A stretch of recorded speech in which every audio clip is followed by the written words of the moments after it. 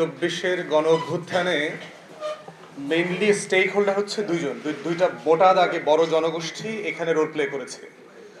16-17 বছর থেকে আপনার রাজনৈতিক দলগুলো এখানে আন্দোলন সংগ্রাম করেছে ভোটের জন্য, নির্বাচনের জন্য, গণতন্ত্র এগুলোর জন্য, এবং তাদের একটা লম্বা দীর্ঘমেয়াদী কোরবানি আছে। হাজার হাজার মানুষ শহীদ হয়েছে, প্রতিবন্ধী হয়েছে, গুম খুনের শিকার হয়েছে, তাদের বেশ বিশাল ত্যাগ আছে। বিএনপি, ছাত্রদল, যুবদল, শিবির, জামাত, হেফাজত, বিরোধী দলের যারাই বাম যারা রাজনীতি করেছে, রাষ্ট্র সংস্কার আন্দোলন, ইসলামী আন্দোলন বাংলাদেশ, এদের সবার একটা বড় মোটা দাগে অবদান আছে এখানে। দ্বিতীয় হচ্ছে আপনার গত বছরের জুন জুলাই আগস্টে যেটা করেছে যে বাংলাদেশের এই আন্দোলনের আকাশে নতুন এক দল নক্ষত্র এসে হাজির হয়েছে। তারা হচ্ছে আমাদের তরুণরা, আমাদের যুবকরা, আমাদের ছাত্রছাত্রীরা, শিক্ষার্থীরা, এবং বৈষম্য বিরোধী ছাত্র আন্দোলন, তারপরে নাগরিক কমিটি যেগুলো হয়েছে তাদের ছেলেমেয়েরা জুন জুলাই আগস্টে একটা বড় আন্দোলন ত্যাগ করেছে।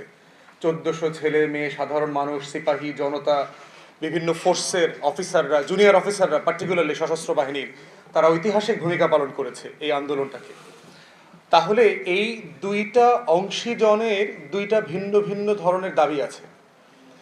রাজনৈতিক দলগুলো 16-17 বছর ধরে বারবার বলে আসছে যে আমি ভোট চাই, নির্বাচন চাই, গণতন্ত্র চাই। কিন্তু আপনি তরুণদের আকাঙ্ক্ষাগুলো যদি পড়েন, দেয়ালে দেয়ালে, বরিশালের দেয়াল লিখনগুলো আমি পড়েছি, দেয়ালে দেয়ালে যদি পড়েন আপনি দেখবেন ওখানে অবিলম্বে নির্বাচন দাও এই কথাটা বলা নাই। ওরা বলছে যে বুকের ভেতর অনেক ঝড়, বুক পেতেছি গুলি কর, শহীদ আবু সাইদ মুগ্ধ, শেষ হয়নি এই যুদ্ধ, বাংলাদেশ দুই চাই, ফ্যাসিবাদী বন্দোবস্তের বিলোপ চাই, বাংলাদেশে যেন নতুন কোনো ফেরাউনের জন্ম না হয়, তুমি যতবার ফেরাউন হয়ে আসবে আমি মুসার মতো আবার আবাবিল হয়ে নামব।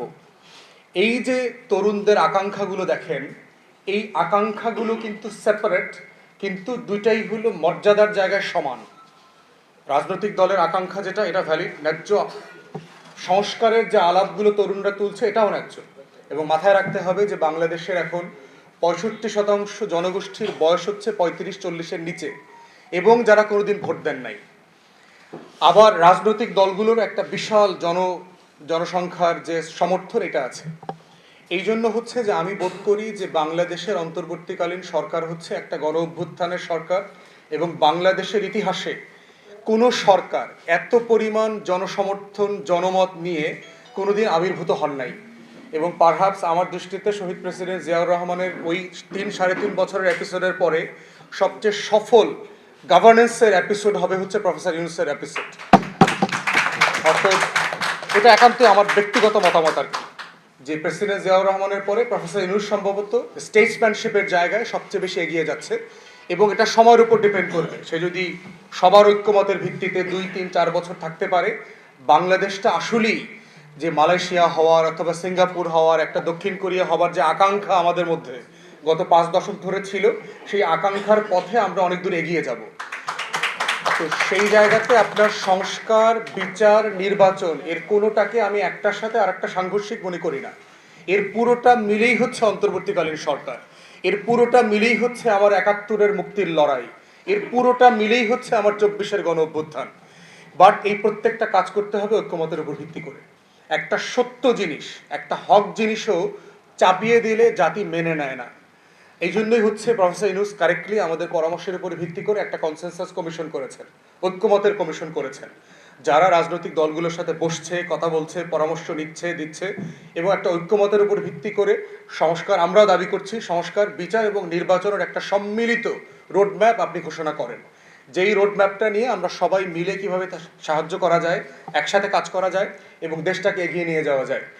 এবং ইতিমধ্যে আপনারা দেখেছেন যে ঐক্যমতের কমিশনের আমাদের রাজনৈতিক দলগুলোকে তারা চিঠি দিয়েছে, স্প্রেডশিট দিয়েছে 166টা প্রশ্ন দিয়ে বিভিন্ন সংস্কারের ব্যাপারে রাজনৈতিক দলগুলোর মতামত কি এবং সেটার বাস্তবায়নের প্রক্রিয়া কি হবে।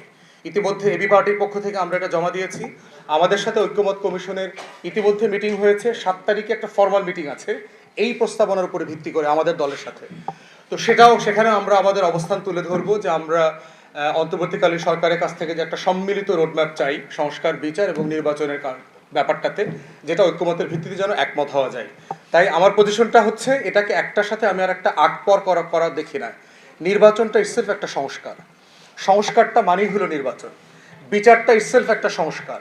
আবার বিচার হলেই সুষ্ঠু নির্বাচন হবে। সুষ্ঠু নির্বাচনের শর্ত হচ্ছে 1400 শহীদের বিচার করতে হবে। তাহলে এর প্রত্যেকটা হচ্ছে ইন্টারটুইন্ড এবং কানেক্টেড।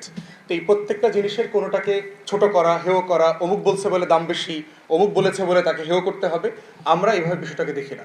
আমরা দেখি এর প্রত্যেকটাই বাংলাদেশকে ধারণ করে। এই প্রত্যেকটা দাবির ভিতরে আমি লাল সবুজের পতাকাকে দেখি, এবং যা যা কিছুর ভিতরে আমি লাল সবুজের পতাকাকে দেখি ওটাই আমার, আমি ওটাকে ওন করি।